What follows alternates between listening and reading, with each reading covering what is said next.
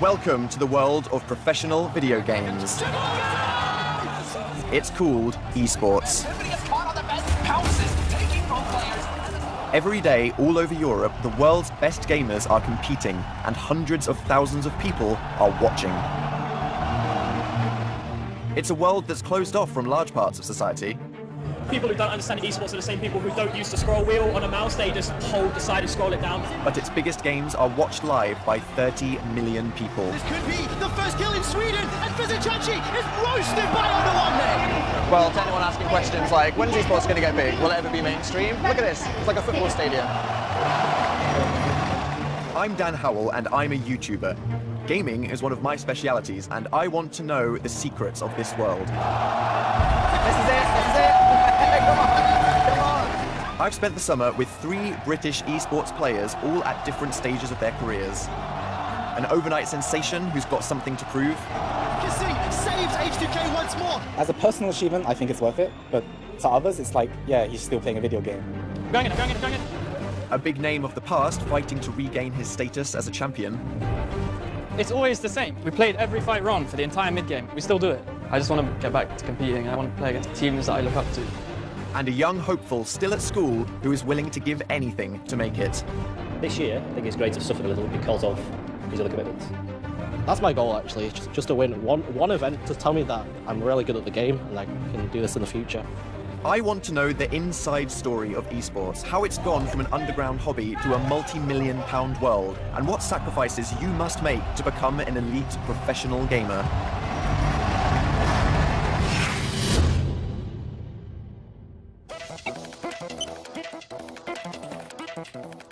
I'd say out of my total free time, a strong 99% is spent playing video games.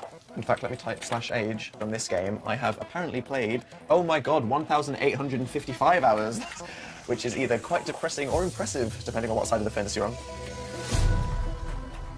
I've been a gamer all of my life, but I am nothing compared to the new generation of professional players who have dedicated their lives to become the best in the world. Now, gamers like me don't just play for hours, we watch for hours too. I watch quite a lot of games that I like sat here in the chair watching it streamed on the internet.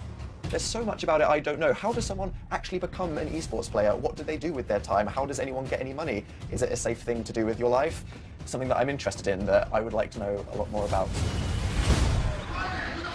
Okay, this is it.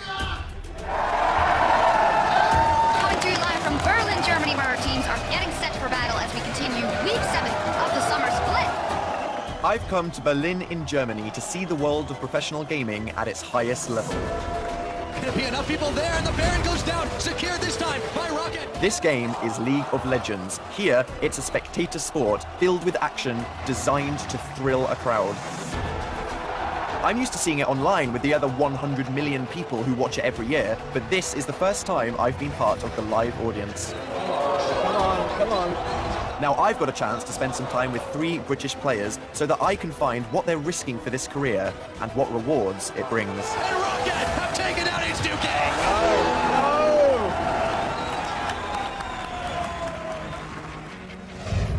This is Ray Sang. He is a rising star known in the esports world as Kassim. He is 22 and from North London. He plays the #1 game League of Legends in the crucial role of support. He's helped his team H2K rise to 3rd in the league, and his dream is to make it to the World Finals. Kassim was brought up as one of 3 brothers in Tottenham, where he has his real-life friends from school and college. At 19, Kassim made a big decision to dedicate himself to esports against the wishes of his parents. First of all, I wanted to go pro even whilst I was in college. Yeah. Like the second year, just wanted to do this. Because I didn't think I would want to live a normal life where I have a job 9 to 5, not enjoy it at all. You had to prove to yourself that it was worth taking this risk at the same time that your parents weren't really encouraging you to do it. That must have been In a way, if you can go through this barrier where even if you're not getting any help or support, and if you have the fortitude or mentality to just ignore it and just continue and do what you want, I think this is like one of the most important things you can ever have in League of Legends. Like, you need a strong mind.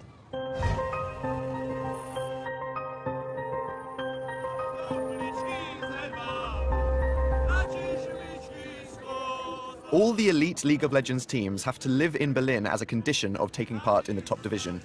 They eat, sleep, and train here in gaming houses.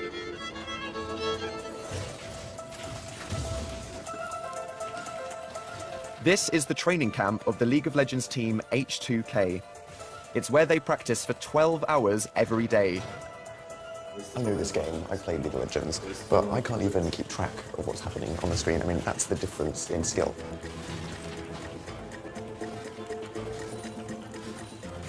The keyboard dexterity you need to be this good is a form of athleticism. I mean, how can you deny that? Are you looking? Kasing's meteoric rise from a mid-ranking player to a star is one of the stories of the season. Usually a standard day would be like 3 to 6, one set. You have a break for 1 hour for lunch and stuff until 7.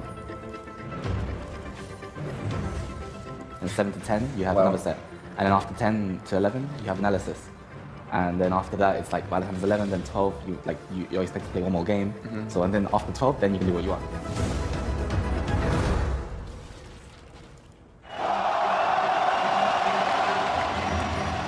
League of Legends is the titan of the competitive gaming world and the biggest name in esports. It's played by 5-man teams, each with their own tactical role in the match. The aim is to battle across the virtual field and destroy the opponent's home base, called the Nexus. The premier division of League of Legends is the Championship Series, or LCS. It's made of 10 European teams who compete every week in Berlin, fighting for a place in the end-of-season playoffs in Stockholm to qualify for the World Championships. The current salary, that's around 25k for 6 months. And I think that's pretty decent, actually. Yeah. Like, that's like 50k 1 year. Riot Games, the company that created League of Legends, gives a salary to every player in the top division. Their teams and sponsorships pay on top of that, and then there are bonuses. And also, like, added onto that, you also have playoffs, and then where you finish in playoffs, you get money on top, which is bonus money. And if you make it to Worlds, that's when the big money is. Remember when we had 2 waves pushing, we got punished for it? This is when we need to punish them. It's time for post-match analysis, where apparently getting dressed is optional. They'll spend 2 hours dissecting every move in their last game with their coach, a former player known in the community as Prolly. If we freeze here, they have to overextend all the way here. Before Kasing joined them 6 months ago, H2K was struggling. Now they're 3rd in the league. People have called this the Kasing effect. I think the Kasing effect, as silly as it sounds, it really is, I would summarize it just kind of as like the missing element to a group of things. And in our case, it was like our 4-man team. So this is actually a mistake on their part because they had 2 waves pushing again. Like, remember when we had 2 waves pushing, we got punished for it? This is when we need to punish them.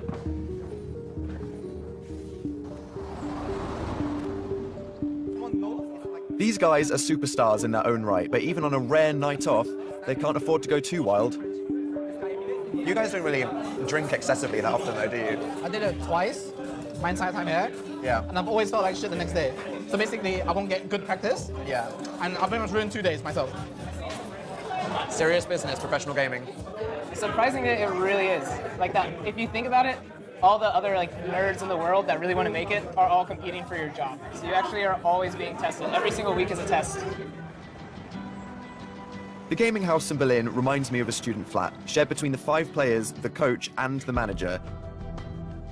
And even with a big game today, the team doesn't get up till 12.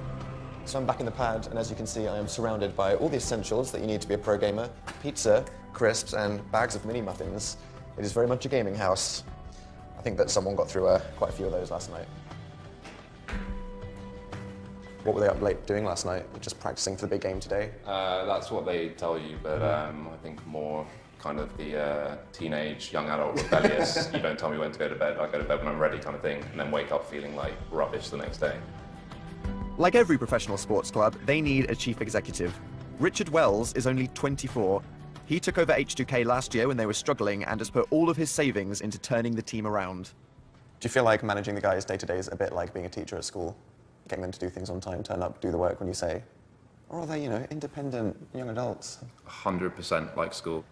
We get taxis because, God forbid, they'd walk 20 minutes to work. We get taxis every day, which, it's just like a school bus, which is always, nip and tuck if they're going to make it on time. They'd stay in bed all day if they could. So it takes the, parental figure to drag them out every day.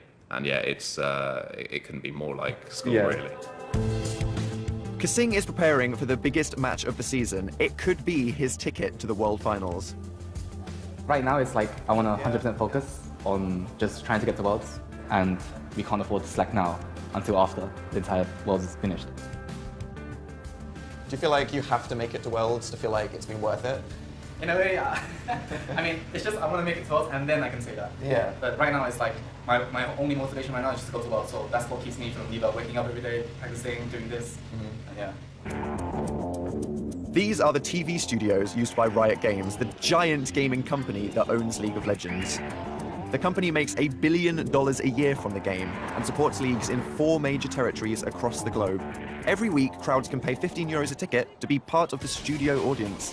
So the hat's a character from the game. It's called Ramus, and it's one of many hats that you can actually get. And what does it mean to you to have this hat on your head? To show my support for the game and to look like an absolute fool in front of everybody. Good. Do you guys think he's doing a good job of that? Yeah. I watch the LCS on the stream. I like crying. I like, oh my god, oh my god, oh my god, oh my god. So it's very exciting. I don't like the other celebrities in the world, so these are pretty much my heroes.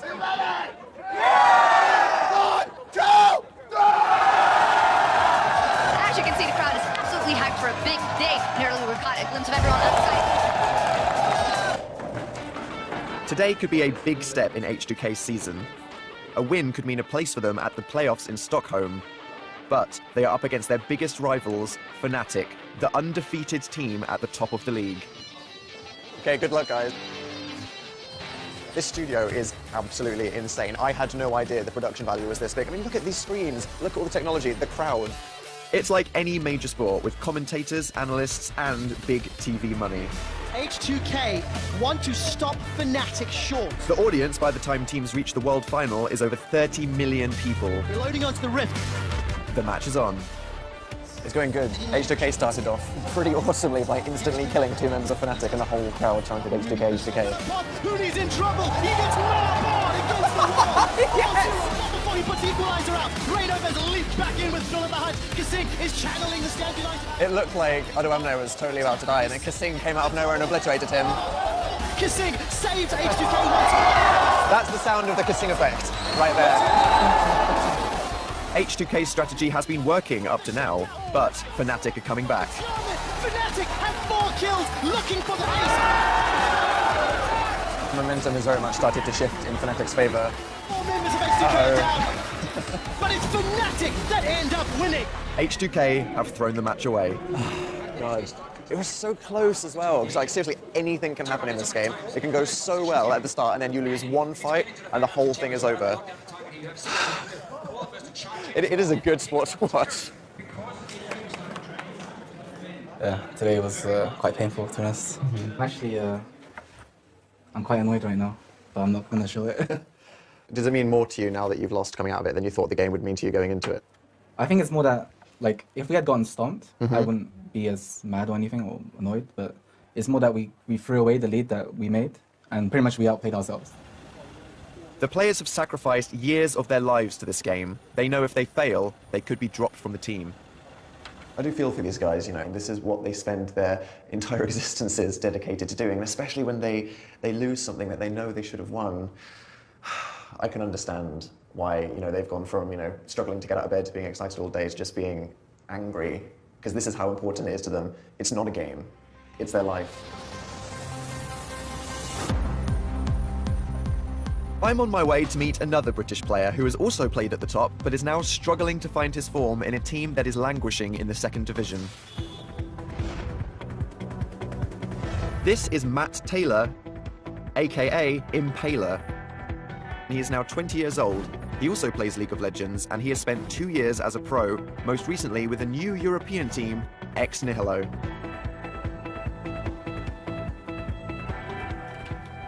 From I wake up, I'll just go straight onto my computer, I'll play until I need to eat, I'll shower and then eat while I'm drying. So like maximize all the time I can have to spend on League.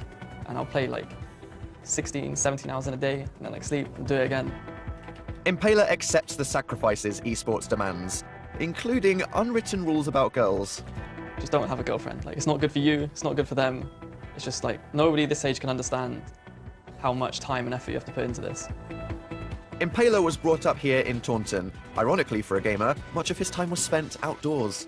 I've always been like brought up playing games. I mainly played like simple things like football, chase, whatever you want to call it. And I go out with my friends, play manhunt in the park, chase each other around. 4 of you would get caught and 1 of you would be left hiding. So 5 people are looking for you, and then what you got to do is you got to get to the bench or the jail, and then free all your teammates, then it all like starts again. But you have to do it while running. You're running as fast as you can, you come through this corner, you jump from like here to down here. Yeah, I got a lot of fond memories from here. I guess when I was in primary school and I'd sit behind my brother watching him, and then occasionally I'd get a few hours where I could play while he was doing other things. It rapidly became clear that Impaler was an exceptional player. He moved on to League of Legends, and by his first year of university, he broke through to the big time. It was one game. There was so much on one game, because if we win the game, we're in. If we lose the game, we're out. And we win fairly convincingly. I like get up in a state of shock, like, wait, what does this mean like for me? And I go into my parents' room and I'm like, oh, I'm moving to Germany. And she just looks at me like, what about uni? And that's where it all changed. Impaler played in the influential position of jungler and was regarded as one of the best on the circuit. He was part of a dynamic young team called Super Hot Crew and played alongside his friend, Kasing. We were like a really cool and like young team. I don't know, that was kind of like our brand. People would like bring us in stuff. One time, a group of girls brought in like Super Hot Crew underwear with the logo printed on it, like made us wear them. After that, I joined Coast, and that was an American team, so I lived in Santa Monica. It was really weird to me. You could just go outside and like, pick an orange and eat it. I don't know, man. His current lower league team, Ex Nihilo, has to manage without the luxury of a gaming house. It's a big come down. Because once you've done something, you've had a taste of what it could be, then you just want that so much more. I just want to get back to competing, and I want to play on the stage, and I want to play against like teams that I look up to. And right now, I just don't really get that. The Challenger Series is the League of Legends' second division, below the LCS. The league matches are online, but the teams are nomadic, hopping around Europe to play showcase tournaments. They could be in a different city every week of the season. This week, it's Ghent in Belgium. Ex Nihilo, currently bottom of the Challenger League, are on their way here for a weekend tournament. Bring it in. I don't care, bring it in. How you doing? The team is meeting up at the city's stadium. Players have come here to compete for a first prize of 10,000 euros. Ex Nihilo is set to play the Challenger League leaders, the British Team Dignitas, in the first round. It's one of Impaler's former teams, coached by an old American rival, Broken Shard. Hey, how you doing? It's polite to say hello, you know, before you fuck someone. Well, experience, maybe they're 4 ex-LCS players. They should have the experience, but it seems that the synergy isn't quite there yet. Some of us junglers took the hint and retired while they were ahead. You know, and some of us junglers are 4-0 when the others are 0-4. It's just banter. It's just banter. You're not funny, man. It'll be funny when we beat you next game. I'm gonna come over and see your face. There are definitely bragging rights at stake here, but more than that, a win could be a turning point for Ex Nihilo's lackluster season. Here we go, here's the ghost, going to go into Senkos who pops that cleanse, but 5 men in the mid lane. And Ex Nihilo annihilated it. The match has started well for Ex Nihilo. Here we go, Twisted Bait's going to get onto obvious power, conversion's gone down and it won't be enough. Impaler calls the shots for the rest of the team. 3 side lanes until Drake in 2 minutes, okay? We make our next player Drake. I've always had fun like beating people at things, I don't know. It's just part of like who I am, and I enjoy competition. It's being popped in, heading into 3 men, knock him into the onslaught, and look at how quickly this one goes. Eventually you get to the point where you start getting good. What they need to do, that fight was entirely Impaler. This is Upset Saturday here at Esports Festival in Ghent. Fuck yeah, finally. After all the pain and hard work, Ex Nihilo has squeezed a win. Dig are the best Challenger team right now, so it feels so good to beat them. And we have to play them last out of all the Challenger series. So this is a good morale boost as well for the team, and it's a good showing that we can actually beat the best team. Unfortunately, there are no league points up for grabs at this tournament. Ex Nihilo are still firmly rooted at the bottom of the table. Their confidence is still fragile. And their planning is chaotic. But we need to decide what we're playing against the other teams, because we still don't really know what we're doing. The team haven't even got a hotel for the night, so they're off in search of a bed. So we're just wandering aimlessly right now. That is the esports way of doing things, I guess. This new team's kind of, it's a bit adventurous. We're just trying to figure out something that works, and right now we're struggling a lot. The team's manager is currently in Egypt. There's no coach with them. The team shirts haven't even arrived. Where's he going? And players know they are disposable if things don't work out. Are we in? We're in. It's really important you have motivated people who want to win. There's always going to be someone hungrier than you who really wants to like get into the scene, and you have to prove that you're better than them. G2 sleeps here. It's a precarious life with few success stories. I don't even have a pillow. I think someone worked out the statistics, but there's more chance of getting into Harvard than getting into like a pro gaming career. Sleep next to each other. I'm really not sure what I want to do anymore. I'm considering like multiple things. I can continue playing, I can swap games, I can look for a new team.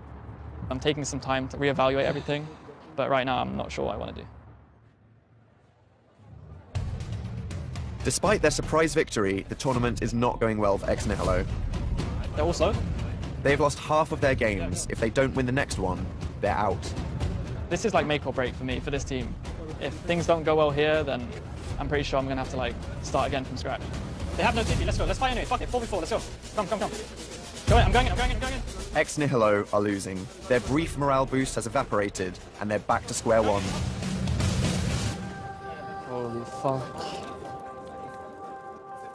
It's always the same, like, we played every fight wrong for the entire mid game again. I don't go for the back line, we still do it. We're playing 2 hyper carries, just hit the fucking front line. Wait for last whisper and then hit front line. It's that simple.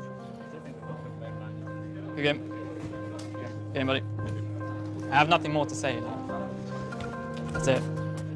Impaler is less certain of his future than ever. This is the other side of the esports dream. It's all glitz and glory on the stage, but clearly it can be emotionally devastating because of how much they all sacrificed just to get to that point. All of the time, all of the hard work, everything that they gave up to pursue a career in esports.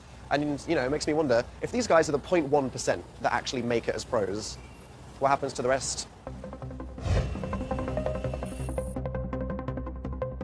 To find out, I've come to the middle of Sweden to look for the passionate players who could be the next generation of esports stars. Hey! 10,000 gamers are dragging their computers into an underworld of convention halls.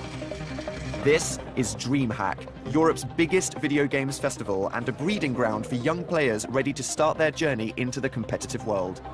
How many thousands of people actually bring their desktop PCs from home just to connect them to one of the world's fastest internet connections for a weekend? I mean, it sounds a bit nerdy, but as someone that doesn't have enough friends to play games with by themselves at home, this is like a dream for me. They bring pillows and sleeping bags for power naps before they start again, fueled by burgers and energy drinks. What kind of imagery does this conjure up for you? It's like walking through like a market in Marrakesh or something, isn't it? Or some kind of weird future in the Matrix, like a post-apocalypse, where everybody's just hackers in a weird brown room. It's a land of competition and fantasy, a paradise for teenage gamers. I'm sure many of these guys dream of becoming pros, but do they know the sacrifices that come with that decision? I'm here to find a young British gamer who's trying to break through in the esports world. This is his first full season as a professional. This is James Law, gaming name Green Sheep. He is 17 years old and still at school. He specializes in a virtual card game called Hearthstone. He is part of the biggest British esports group, Team Dignitas. His dream is to win a major tournament. Hi, so Green Sheep. Yeah. Right, Dan, Hi. nice to meet you. So, also known in real life as? James. And where are you from? I'm from Blackpool, in England. James from Blackpool, and here you are in Sweden at a gaming tournament. So, are your parents in school happy with it as long as it doesn't clash with the education? Yeah. Stereotypically, the Chinese parents want you to have like a stable job, a really stable job like a doctor or a lawyer. So they weren't really happy about me going into gaming at first because they didn't know where the money was coming from. Like it's not stable. Like you might win a tournament today, you might lose one tomorrow. You don't know how much you earn a year. I believe. Green Sheep was spotted by Team Dignitas when he was only 16 and became part of their 50-player squad. This year has been hard. He's been concentrating on his AS levels for the past 3 months, and he's had no wins. He needs to do well at DreamHack, but things aren't going to plan. His hand's pretty bad. Yeah? Green Sheep has lost his first game. Wasn't good.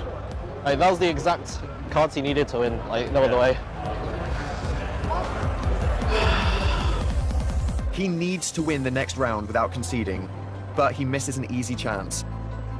Green Sheep has crashed out of the tournament on day 1, and he's desperate to improve. Being the ultra big time, I have to promote myself a lot to show people that I'm actually a really good player, and show not just the UK players, but UK people, but like everyone around the world that I'm actually good at the game and that I can succeed. The game he plays is called Hearthstone, a one-on-one strategic duel with magic spells and epic heroes that can be summoned to defeat the opponent. Think professional poker meets Pokemon cards. Green Sheep at 17 already knows that making it in esports demands a lot of time. It could destroy his chances of getting good A-level results and his prospects at university. Do you think you have what it takes to make it as an esports star? Well, I reckon if I go full time and like proper go for it and practice as much as I can, then I can make more consistent results and even get some tournament wins in there. With the passion I have and the dedication and hard work I'm willing to give, I think I can make it. But these aren't easy choices for young aspiring players. Combining such an obsessive sport with schooling is a big risk. Ying is a 26-year-old postgrad student from Manchester. She and her partner Anthony are visiting an exhibition of retro games. They live and breathe video gaming. She has long-term ambitions to become a professional gamer, but she is only just realizing what it takes. I didn't appreciate it when I was younger, and how much time you meant to be put into a game and all the effort that you put in, all the research you go into. A lot of work needs to be put in to do well. Ying also plays Hearthstone under the gamer's name Munchkin. She has seen how risky young players' choices can be. With esports in particular, they tend to recruit very young players, such as League of Legends players, where they start out really young, go a professional, and they've come out, maybe they've retired, maybe they decide not to play, maybe they're not performed as well and then got dropped by the team. And when they come out into everyday life, well, they turn out to be, they have no qualification, they can't get anywhere, they're back to square one. Munchkin's own gaming plans are on hold until she has finished her PhD, but it's a tough decision as most players start to lose reaction speed by the age of 22. I had a discussion with my partner actually, like if we had kids and stuff, and we had, your kids want to go into professional gaming, what would you say? And there was a right way to do it and a wrong way to do it, and if it's affecting your education, then the answer is no. I'm starting to think that it is almost impossible to succeed in esports and education at the same time. It's a week after DreamHack, and I'm on my way to seek out Green Sheep again at his hometown of St. Anne's near Blackpool. His grades have suffered because of the time spent gaming. In November, some of you might be sitting the entrance exam for either Oxford or Imperial. It's the same exam paper for both, so we're going to be looking today at some of the questions in that paper. F of x is x squared, g of x is 2x plus 3, and h of x is 7. Hearthstone is based on mathematical skill and strategy. X plus 11 rather than x, what effect does that have? You're squaring it, you times it by 3, you minus. Green Sheep was an A-star student in maths before he began serious gaming. Coming into this year, he got an A-star in his GCSE, so he was a very comfortable A-star. If you realise you can split these into 2s and 3s, know how to multiply indices and divide. This year, I think his grades have suffered a little because of his other commitments. Do you think that he's making the right decisions, committing all of his time to something that he's clearly very talented at and passionate about, but do you think that it's maybe not a great idea? We don't have his official results for this year, but in his mock exams, I say he didn't do very well. He didn't justify his undoubted natural ability in his mock exams. He's either got to decide he's going to park Hearthstone for a year, really focus on his A-levels next year, and he can still come out here with some very good A-levels, get offers at universities, or effectively to defer next year and do it all again in a future year. Most gamers reach their peak as teenagers and have to contend with the pressures of full-time education. Green Sheep has already taken quite a lot of time off school to go to tournaments. When are you going away again? Next Saturday, I'll be in France. Next Saturday? What about? Lyon. Do you ever start to doubt it when you're kind of out of the scene for a long period of time? Well, I thought about this a lot. Every night I think about, am I actually choosing the right path? Should I be playing so much Hearthstone? Should I just quit? Should I go to university?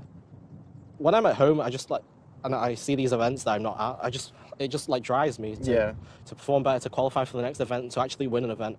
Because that's my goal, actually, just to win one event. It might be like one, it might be many, but just one to start with, to tell me that I'm really good at the game and I can do this in the future, and I'm not wasting it, my life, and not wasting my opportunities that people are giving to me. You've got to appreciate where his parents and teachers are coming from, that he's just a smart kid that could become a doctor and a lawyer, and instead he wants to go do this gaming thing. I mean, I relate, because I'm the guy that dropped out of law school at university to become a full-time YouTube video maker, so if anyone can relate to the hard decisions and the weird job that the grandparents don't understand, it's me. Despite the precariousness of the career, there is no shortage of would-be professional gamers. I've come to a gaming pub in North London. There's no reason that watching people play video games doesn't have to be a social activity. Believe it or not, 2/3 of adults in Britain say they play video games, and plenty of them have either competed or would like to. So I think all of these people here are actually watching those people sat right there playing against each other, having their own very, very, very mini esports tournaments in their own bar. This is weekly. It's a weekly thing. This isn't a special event or anything. This is something that happens weekly. The atmosphere is wonderful over here. Yeah, I feel the people who don't understand esports are the same people who don't use the scroll wheel on a mouse. They just hold the side and scroll it down. If they don't get it, they just don't accept it, really. And I feel that's what esports is at the moment. They're like, well, I don't get it, so I'm just going to not like it. Lots of people love gaming together, but we don't really, I mean, it's nothing new. People had LAN parties before. Just now, there's a place where it's not shameful, kind of like hiding behind a computer. No, it's really social.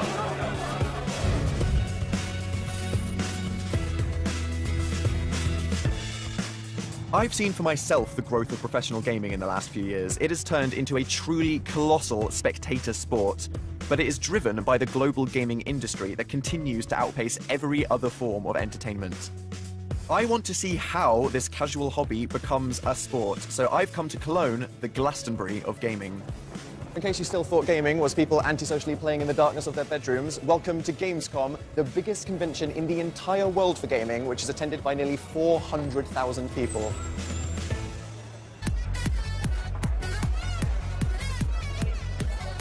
The gaming community is clearly not a repressed subculture. This is a powerful mainstream industry on an epic scale. Developers are celebrating their creations and the gigantic profits. After all, gaming is worth around $100 billion a year. I mean, we've got sexy sailors, tanks, and lasers. No wonder this is the most expensive and popular school possibly in the whole of Gamescom. This is the future of entertainment, people. Vibrating rabbit simulators. And now we have farming simulator with the cow mascot. Why digitally murder people when you can digitally harvest crops? Just sit back, put on your favorite music, and do some virtual farming. I understand why it's so popular. Let's plant the chickens.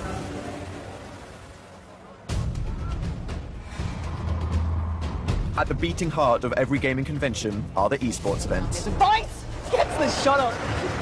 This is a tournament for Counter-Strike, currently one of the most popular spectator games out there. Device was on site, he was dropped. It's a first-person shooter played between two teams of 5, terrorists versus counter-terrorists. To find him, 3 guns trained at him. The live audience here is gripped, but this expensive studio production is all for the much bigger audience online. With a potential audience of 100 million a month, commercials and sponsorships are very lucrative. And what a way to close it down. Device with the 4K to close out, and a brilliant game coming up on both teams. Lauren Scott is a shoutcaster, Time is ticking against him, and bullet by bullet, Renegade. the technical term for the commentators whose voices dramatize the esports action. This PC is for the game and then players to practice on. Yeah, it's the warm-up area. You can get everything set up here, and it just makes going up to the stage up there, because these two areas... They are play base. up there? Yeah, so they sit up there, they're above the crowd, it makes it a little easier for them. It is massive, to be fair. Because when you just watch a stream online, you're like, surely that's like a webcam and 3 people in suits, but then I'm looking at this and I'm like, okay, a lot goes into streaming an esports tournament. Yeah. These are the people who have turned gaming into a spectator sport. We basically try and highlight and accentuate the important moments within the game itself. So I just have to frame that. Like, I tell a story. That's what I am. I'm just a storyteller. And that's it. Renegades, that meant the world to those boys. Shoutcasting is the profession that's transformed competitive gaming, turning it into a true sport with a global audience, and the ratings have increased over 8 times in the last 4 years. Renegades staying alive. I've seen the amount of money pouring into esports. It's becoming more of a commercial venture, even though it remains largely unregulated. And now, some of those involved want to make gaming into a legitimate career. At a studio in central London, Green Sheep's team has started to look for another young British Hearthstone player. Team Dignitas is holding a tournament where 64 hopefuls will compete online for the prize of a contract with the team. Green Sheep himself is the host. Hello guys, and welcome to the Team Dignitas UK Hearthstone Gamer Search. Hearthstone team tournaments are coming, and they'll be really good for us, so we need a good squad. So we've got an American, Korean, 2 English. So we're looking for a UK player to join the team. The manager of the team, Michael Odell, is a legend in the world of esports, known to everyone as Odie. for the gamer search. If we were to find the esports David Beckham in this gamer search, the job done. The tournament is played over 2 days, and Munchkin, the post-grad student, is one of the competitors. Munchkin's at 14. Oh, Dark Whispers, okay. We had somebody that can go on and be a global brand like that themselves. That obviously brings our brand up, and it also brings the brands of every single player in our team up. Most of the big international teams like Dignitas have squads for many of the main esport games, but there's always the risk that the star players will get poached by rival companies. Maybe a slight miscalculation, but she was dead either way, so it didn't really matter. I'd love an academy one day, that'd be great. Yeah. Ultimately, I want to pay the players like bigger salaries. I'd love it one day if I did have a training facility where my guys could drive in their really big cars and turn up, go to the gym, do the training, do the tactics, practice, and then go home. Since the last time I met Impaler, his team Ex Nihilo have lost their crucial end-of-season match. Meanwhile, Impaler, Crazy Caps there in a very strong HP, but they now have no chance of promotion. But Ex Nihilo looking way better in this game, but too little too late. Their season is over. To me, I took it quite personal. I put a lot of my time and effort into the team and into the others. So for me, more than most, it was like very brutal. It's been a bitter end to the season. The team has dropped one of its players and is considering another one. Impaler's future is now uncertain. We need to do like a lot of work. We don't just need to work on our team play, we need to work on our individual play.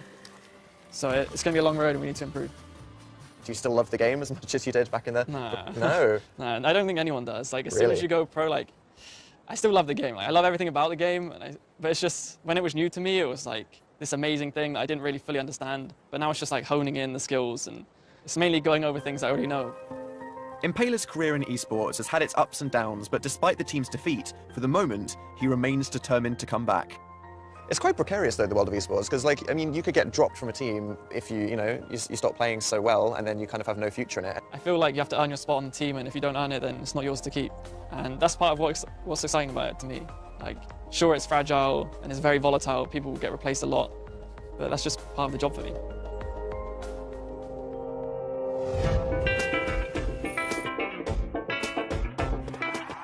While Impaler strives to make a comeback, Green Sheep is in Spain making best use of his school holidays to pound the European tournament circuit. I have these 2 months that I can fully commit to Hearthstone. I haven't done anything for about a couple of months. My results haven't been that great. But while in Spain, he's had a breakthrough. His day and night training has at last paid off. It's DreamHack Valencia, the moment he's been waiting for half his life. Green Sheep wins first prize from an international field. $5,000 in the bank. It's the first one I've won, and it's actually the first individual tournament I've won this whole year, so it feels great. Victory at Valencia gives him 50 points towards the World Championships, and it renews his faith in the life he's chosen for himself. So which does he feel closer to? James from Blackpool or Green Sheep? I guess probably Green Sheep now, because it's given me so much more opportunities to fly around the world. I've seen so much being Green Sheep rather than James, and I've had so much more enjoyable experiences being Green Sheep, so I guess I'm more like Green Sheep. It might sound strange to you to feel closer to your online identity than your real self, but I can understand why he feels that way. Cheers. Cheers! Cheers! Green Sheep! Have I made my mind up yet? No, still unsure. Like, I really like to do this as a career, but we'll see what happens throughout the next 6 months, I guess. And if I make it to the World Championships, we'll see.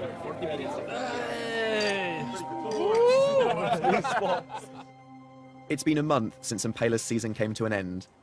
He started to question his long-term commitment to gaming. It's just like time. I don't want to spend like another year of my life doing something that isn't going to relate to anything. Because when I'm done with League, like, what skills can I really translate to a real career? I'm going to be 2 years behind at uni already, compared to like, everyone else, maybe 3 now. I don't want to fall behind all my friends and everyone I know. So, yeah, I have to make up for it. I've had like so many good experiences everywhere. But I don't know, maybe normal life is pretty cool as well. Meanwhile, the competition for a place in Team Dignitas and a chance of a professional career as a gamer has reached its climax. Out of all the competitors who took part, 4 remain. Now it's come down to a last test. This time, not a game, but an interview with Odie to see if he thinks they have what it takes. Like, you see tournaments and you think, wow, that'd be cool to do that. And then suddenly you're actually it's actually could be a thing. The other 3 candidates are just as good, and I came 4th in the overall tournament, so it's kind of, I feel like it's all against me. I feel like by far I'm the best player here. There's no doubt about that. Bit amazed, to be honest. It's not something I ever imagined would happen to me. This is the moment that will change one of their lives forever. So I'm not very good at speeches or anything like that, so I'm just going to come straight out with the Game of Search winner. And it's Anakin. This is going to change your life, kind of. It definitely is. Like, I'm just sat behind my computer all the time, just sort of doing nothing with my life. And now doing nothing in my life has turned into doing something with my life. I mean, this really was the golden ticket for Anakin. He's gone from someone just playing video games for fun at home to having an actual career ahead of him in gaming. And after months of deliberation, Green Sheep himself has come to a decision about his future. He needs to focus on either his studies or his esports adventure. My decision actually is that I'll take a break from school right now, so I just finished my AS levels. Really? Yeah. So I'll take at least 1 year off to go to events and stuff, just play for Hearthstone full time. Do you feel like it's a risky decision, or are you quite confident that... It's definitely risky because I don't know how many tournaments I'm going to win. I suppose then it just came down to your parents' approval. So, I mean, how easy were they to kind of persuade? Well, they've accepted the fact that I can't do both, and yeah. I should really just choose one or the other. And since I made this decision, they're trying their best to understand what I'll be doing the next year. I just hope that I can do them proud this whole year.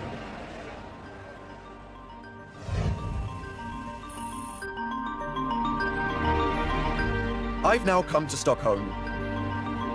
22-year-old Kasing and his team H2K had a strong end to the season and made it here to the playoffs for the World Finals. I mean, this is it for Kasing. You know, this is the whole reason he started playing League of Legends competitively, to get to Worlds, to prove that he was the best. Today is the day that his dreams either go up in flames or actually become a reality. This is Stockholm's Hovet Arena. The 9,000 seats are sold out for the weekend. Final preparations are underway for the first playoff between teams H2K and Unicorns of Love. It's a best-of-5 match that could last several hours. I think everyone's still going to be bitterly disappointed if we don't make it to Worlds. When the crowd comes in, I know that the game we play coming up is really, really important. And I don't want to lose it. The team's gaming lives have been leading to this one moment. The Worlds are a lifelong ambition. They each know they might never get another chance. This whole time we've been talking about what we wanted out of the game, but this is actually the day we can get it. Are you guys ready to win?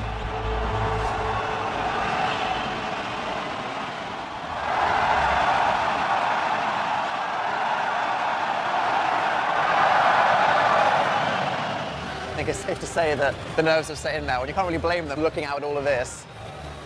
I start to feel the pressure, and I'm not doing anything. I'm just watching the game. Who will be winning? It's the start of the biggest match of their lives. The early battles are hard-fought and brutal. It's an exhausting experience for the players' nerves. Every encounter is punishing. This is it, this is it! They will get 2, and they will go 2. After 2 hours of battle, H2K are ahead. Game 3, and a foot in the door. I don't know what Polly said, but it worked. And H2K are absolutely smashing it. H2K, they want the clean sweep. They got there we go. H2K've done it. They're on the Nexus. H2K, 3-0, the Unicorn. Amazing. Look everyone on the team. But even at the moment of triumph, H2K's fate is out of their hands. It all comes down to points. To get to Worlds, their arch-rivals Fnatic must win in the next match. So how do you feel right now? Happy. Are you accepting it on the inside, or are you going to wait to see what happens? Yeah, I just kind of want to wait. Like, I don't want to get too happy, because if Fnatic don't win, then we don't get well. This time, H2K will be spectators, as their fate is decided by their old enemy. So much anticipation. This is the matchup a year in the making. From the start, things are not going to plan. Fnatic have lost one, they've lost their captain. Origin are going to push forward. Fnatic have not lost a match all season. And suddenly, there's nothing Fnatic can do. But the Invincible team have started to crumble under the pressure. And it's Origin! When you're sitting in front of a big stage, a lot of stress is put on you. Because if you don't win, then why do you play? The match is going to the last round, and at the critical moment, Fnatic have recovered their fighting spirit. Double kill for Huni! Fnatic are tearing apart Origin's base, and that is a good... Full Fnatic! And the summer split! According to Hulk, the Nexus, this is Fnatic have won. H2K are on their way to the World Finals. Jesus. Oh my god. You done it, you're going to Paris, you made it into Worlds. Yeah. The relief. I don't know what to say. I'm kind of speechless right now because like... Well, you know, finding out you just... all the time you spent playing League, you know, everything you gave up, and here, you've made it to Worlds, biggest stage in the whole of esports. Are you ready? Of course. Yes. I couldn't have made it without my team, of course. I still can't believe it. Actually insane. You put all of your time in, essentially as if you had never lived outside of esports. It's kind of what you put in, like it takes your soul. Getting LCS is your goal. And then when you get to LCS, your next goal is to get the Worlds. And each time you make that jump, the pool of people who've done it gets smaller. So it gets more prestigious and harder to do. H2K have made it to Worlds, and as a bonus, just earned $30,000. It's a moment they'll never forget. It seems to me the decision to become a professional gamer is an incredibly risky one. For every success story, there are thousands of failures. I've spent the summer following 3 young British gamers, and I now feel I understand both the sacrifice and the passion they need in this extraordinary career. It's such an amazing feeling. The first time I've experienced it was in London. The entire stadium was like shouting and the stage was shaking as well. I love that feeling so much because you feel so good after everyone's cheering for you, and I think that's one of the main reasons why I still enjoy playing with it. There's just something about playing on stage with like your teammates, your best friends as well, playing against people you know and you like look up to. It's a feeling you can't really compare to anything else. Esports is like totally different. Like every event's at a different place across the world, which is absolutely amazing. So many people dream of doing this as a living, and I'm actually doing it as a reality. I don't know what you would have thought if someone said the words professional gamers, but I couldn't have possibly imagined what I've seen following the stories of these guys. Not only did they have the natural ability, the intelligence, the reactions,